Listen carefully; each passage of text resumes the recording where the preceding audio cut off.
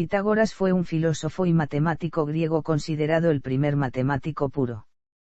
Contribuyó de manera significativa en el avance de la matemática helénica, la geometría y la aritmética, derivadas particularmente de las relaciones numéricas, y aplicadas por ejemplo a la teoría de pesos y medidas, a la teoría de la música o a la astronomía. Respecto a la música, sus conceptos de I, 4 y V, fueron los pilares fundamentales en la armonización griega, y son los utilizados hoy en día. Es el fundador de la escuela pitagórica, una sociedad que, si bien era de naturaleza predominantemente religiosa, se interesaba también en medicina, cosmología, filosofía, ética y política, entre otras disciplinas. El pitagorismo formuló principios que influyeron tanto en Platón como en Aristóteles y, de manera más general, en el posterior desarrollo de la matemática y en la filosofía racional en Occidente. No se ha conservado escrito original alguno de Pitágoras. Sus discípulos, los pitagóricos, invariablemente justificaban sus doctrinas citando la autoridad del maestro de forma indiscriminada, por lo que resulta difícil distinguir entre los hallazgos de Pitágoras y los de sus seguidores. Se le atribuye a Pitágoras la teoría de la significación funcional de los números en el mundo objetivo y en la música, otros descubrimientos, como la inconmensurabilidad de la diagonal de un cuadrado de lado mensurable o el teorema de Pitágoras para los triángulos rectángulos, fueron probablemente desarrollados por la escuela pitagórica. Fuentes biográficas. Los datos verificables sobre la vida de Pitágoras son escasos dado que no existen textos de su autoría ni biografías firmadas por contemporáneos. Los primeros escritos detallados, que datan de entre 150 y 250 años después de su muerte, se basan en historias transmitidas de manera oral y muestran grandes diferencias entre sí. Asimismo, muchos mitos y leyendas se forjaron en torno a su persona, motivados probablemente por el mismo Pitágoras, pero también debido a la naturaleza de la doctrina pitagórica y sus seguidores, una confraternidad hermética, regida por símbolos místicos y costumbres esotéricas. En los siglos posteriores a su muerte, las anécdotas sobre Pitágoras y sus hazañas se vigorizaron, alimentadas por esta falta de información directa, pero también gracias a la influencia de la escuela pitagórica misma.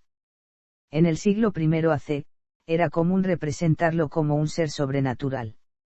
Algunos tratados incluso fueron escritos en su nombre y el de otros pitagóricos, y muchas fábulas e invenciones fueron recogidas y exageradas por algunos filósofos neoplatónicos y neopitagóricos.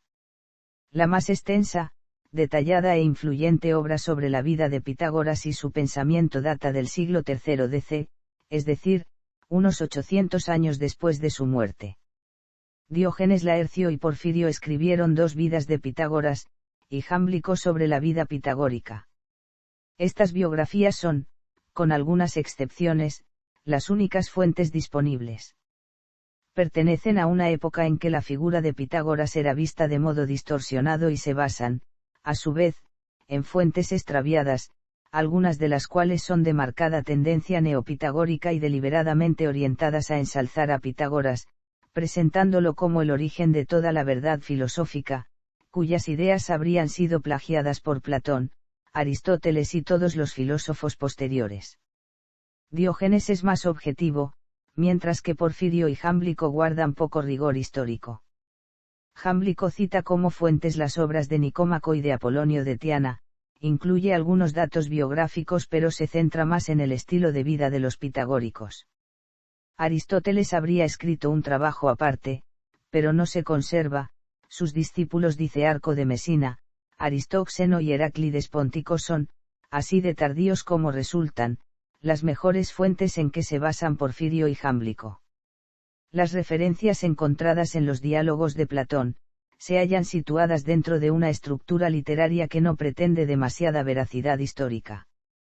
Las que se encuentran en Aristóteles, aparentemente más fidedignas, enmascaran una gran parte de reinterpretación.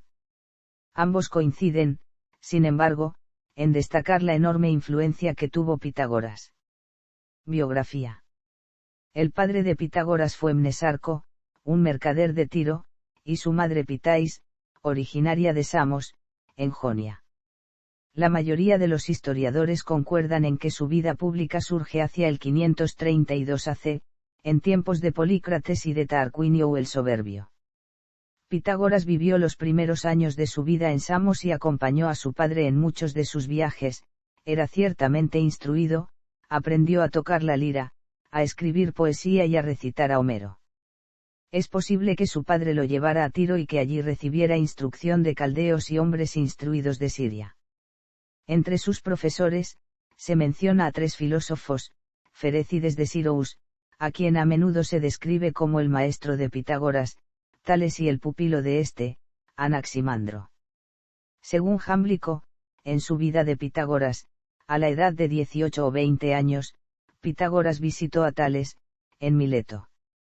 Si bien Tales ya debía ser un anciano en ese entonces, habría ejercido una fuerte impresión en el joven Pitágoras, interesándolo por las matemáticas y la astronomía, y aconsejándole visitar Egipto para interiorizarse más sobre estas cuestiones.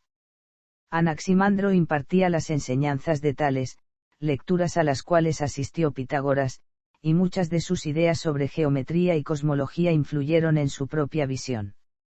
Fue creencia común en la antigüedad que Pitágoras emprendió largos viajes con el propósito de recopilar la información científica asequible de su época directamente de las fuentes. Con este fin habría visitado no solo Egipto, sino también Arabia, Fenicia, Babilonia e incluso la India. El paso de Pitágoras por Egipto puede ser visto como más que probable. Polícrates había establecido una alianza y existían fuertes lazos entre la isla de Samos y Egipto en ese momento. En 525 AC Cambises II, rey de Persia, invadió Egipto. La alianza con Polícrates se rompió y, tras la batalla de Pelusium, Cambises capturó Heliópolis y Memphis. Según Jámblico, Pitágoras fue conducido a Babilonia como prisionero de guerra por los seguidores de Cambises. Allí, se asociaría con los Meillais, instruyéndose en sus ritos sagrados y los cultos mistéricos de los dioses, así como las ciencias matemáticas cultivadas por los babilonios. No está claro cómo obtiene su libertad, si bien las muertes de Polícrates y de Cambises, ambas acaecidas en 522 AC, pueden haber sido factores determinantes para que Pitágoras emigrara al sur de Italia y se estableciera en la ciudad de Crotouna. No existe ninguna certeza acerca del tiempo que Pitágoras pasó en Egipto o en el este, ni de sus vicisitudes en Samos u otras ciudades griegas antes de su llegada a Italia. Tampoco hay evidencia directa del tipo y la cantidad de conocimientos que pudo haber adquirido, ni de cómo llegó a sus conclusiones filosóficas definitivas. Algunos relatos sugieren que visitó los templos y participó en discusiones con los sacerdotes, iniciándose en los ritos y creencias que luego impondría a la sociedad que fundó en Italia. Entre las nuevas costumbres que Pitágoras adoptó, pueden mencionarse el secretismo, el vegetarianismo, el rehusar vestir ropas hechas de piel de animales y su empecinamiento en la pureza. Sin embargo, es difícil determinar hasta qué punto Pitágoras es tributario de los sacerdotes egipcios, o siquiera si les debe algo del todo. Estas características solo exhiben lo que fácilmente podría haber sido desarrollado por una mente griega expuesta a las influencias ordinarias de su tiempo. Incluso las fuentes más antiguas apuntan a resultados similares al intentar conectar las peculiaridades religiosas y ascéticas de Pitágoras con los misterios órficos o de Creta, o con el oráculo de Delfos. Porfirio señala que Pitágoras aprendió geometría de los egipcios, pero dado el carácter meramente práctico del cultivo de esta ciencia por los matemáticos egipcios, la influencia directa a partir de las enseñanzas de Tales y de Anaximandro parece más probable. De las visitas que realizara a varios lugares en Grecia, Delos, Esparta, Fliunte, Creta, y otros con los que se le relaciona, Pitágoras aparece comúnmente retratado en su carácter de religioso o de legislador. Las razones por las que eligió Crotouna como centro de sus actividades son fuente de especulación. Según Diógenes, lo hizo para escapar de la tiranía de Polícrates, aunque es más probable que fuera debido al escaso éxito con que fueron acogidas sus enseñanzas en su ciudad natal, además de que se le exigía que participase de los asuntos públicos y de política. También se menciona la fama de esta ciudad en el cultivo de la medicina como posible influencia. En Crotona, fundó una escuela filosófica y religiosa que rápidamente cobró notoriedad y atrajo numerosos seguidores. Pitágoras fue la cabeza de esta sociedad dentro de un restringido círculo de adeptos conocidos como matematicoi. Según algunos relatos, se casó con Teano, de Crotona, y tuvieron una hija, Deimou, y un hijo, Telauges. Otros dicen que fueron dos hijas, Deimou y Maia. Otros dan noticia de que ya tenía esposa e hija cuando llegó a Italia. La evidencia sobre el lugar y el año de la muerte de Pitágoras es incierta. Unas fuentes indican que murió en 532 AC, pero realmente, en 508 AC la sociedad pitagórica de Crotona fue violentamente atacada y Pitágoras escapó a Metaponto, lugar donde terminaría sus días.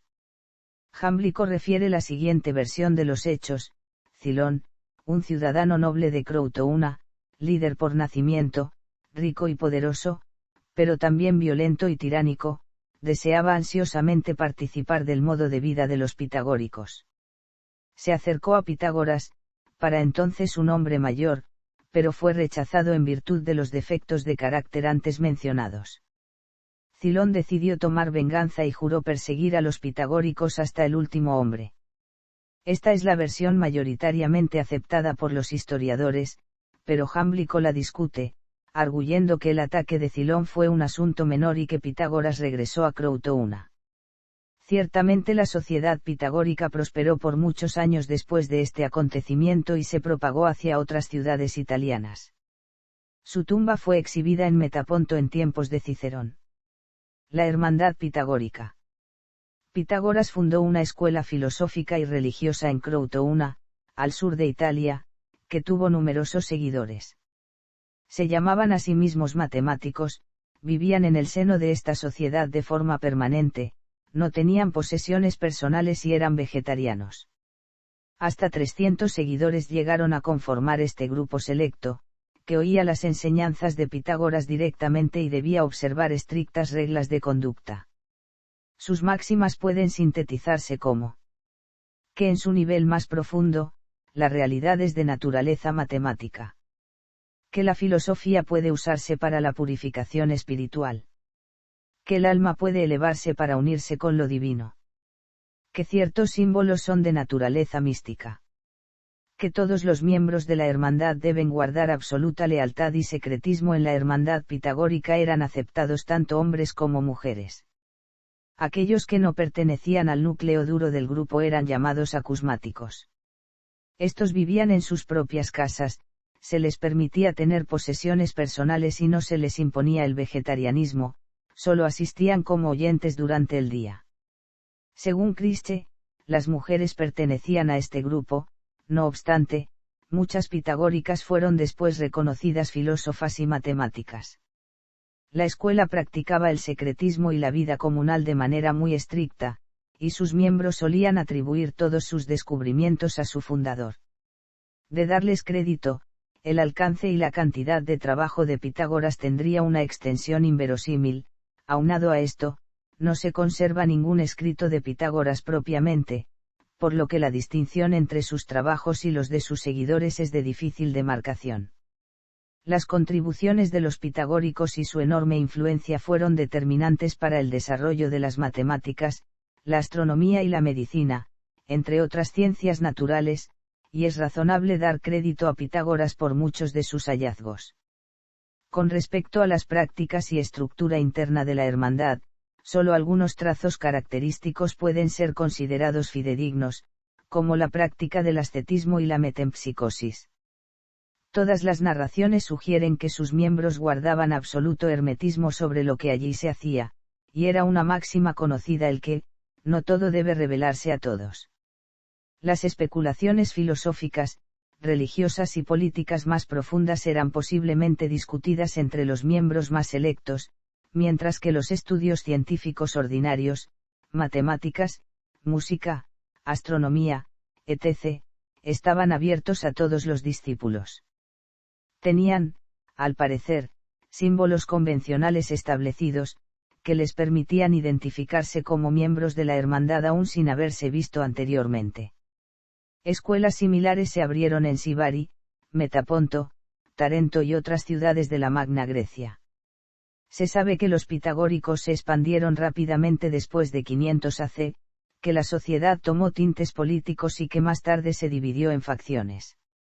En 460 AC fueron atacados y suprimidos, sus casas de encuentro saqueadas y quemadas. Se menciona en particular la casa de Milo en Croutouna, donde más de 50 pitagóricos fueron sorprendidos y aniquilados. Aquellos que sobrevivieron se refugiaron en Tebas y otras ciudades. Cosmovisión. La filosofía de Pitágoras guarda estrecha relación con la escuela jónica, en cuanto a que busca resolver por medio de un principio primordial el origen y la constitución del universo visto como un todo. Pero al igual que Anaximandro, abandona la hipótesis de Tales y Anaxímenes, suplantando el terreno de lo físico por el de la metafísica. El sistema filosófico post-aristotélico suele atribuirle a Pitágoras la adopción del monismo, principios incorpóreos de los que surgen primero, el número, después, el plano, y las figuras sólidas, y finalmente los cuerpos del mundo sensible. Esta es la tradición que se encuentra por ejemplo en Sexto Empírico o en Aecio. Aristóteles deja en claro, sin embargo, que este era el sistema pitagórico que Platón había desarrollado, y que el principio de la díada indefinida pertenece a Platón. En lo que tanto Platón como Heródoto llaman el modo de vida de los pitagóricos, Pitágoras es visto como el formador de un grupo selecto y privado, que abraza ideas religiosas, cuestiones éticas y gérmenes de ideas científicas. Las evidencias más tempranas dejan claro que, sobre todas las cosas, Pitágoras tuvo éxito promulgando una nueva y optimista mirada sobre el destino del alma después de la muerte y un modo de vida atractiva por su rigor y disciplina que le valió numerosos seguidores.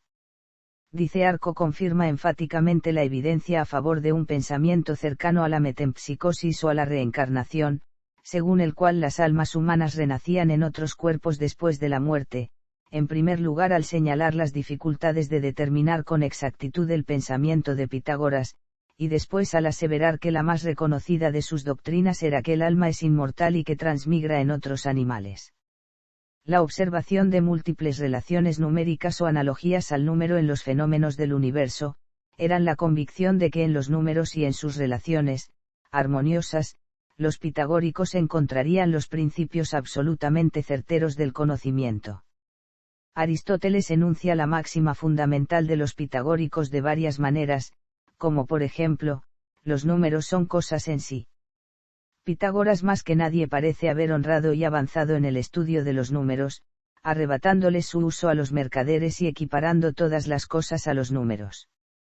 Para los pitagóricos, el elemento fuego era el más dignificado e importante, era el principio vivificador del universo. Ocupaba la posición más honorable del universo el extremo.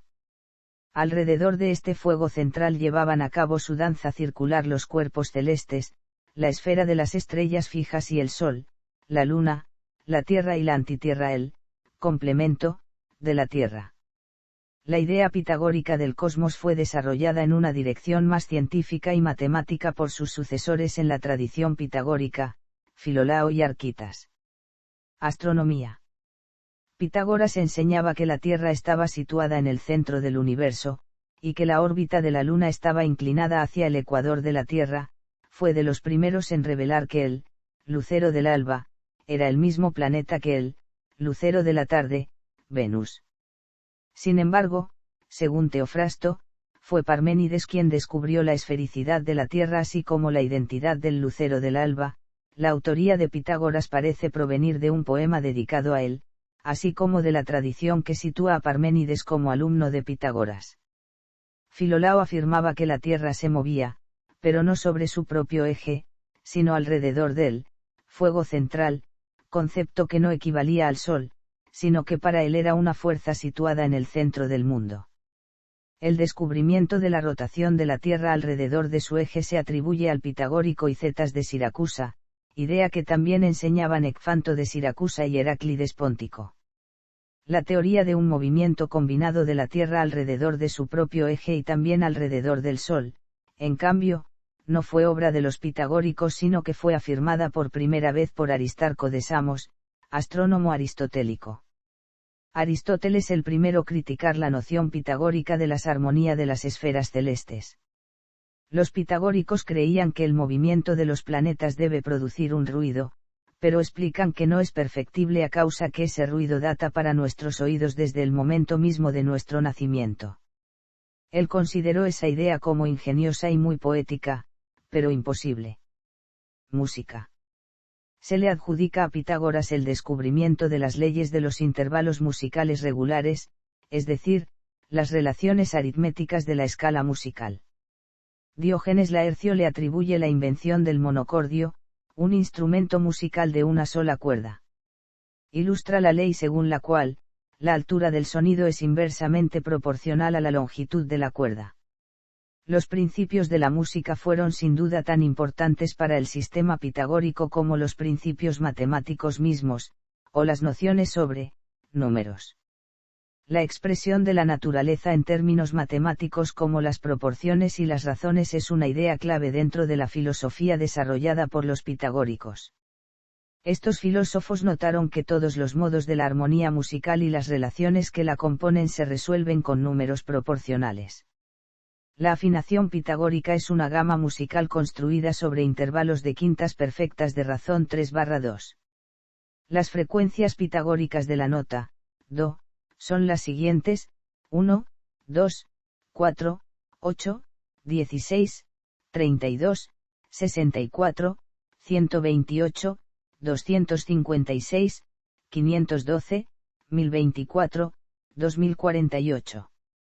Para los pitagóricos la música poseía además un valor ético y medicinal, hacía comenzar la educación por la música, por medio de ciertas melodías y ritmos, gracias a los cuales sanaba los rasgos de carácter y las pasiones de los hombres, atraía la armonía entre las facultades del alma.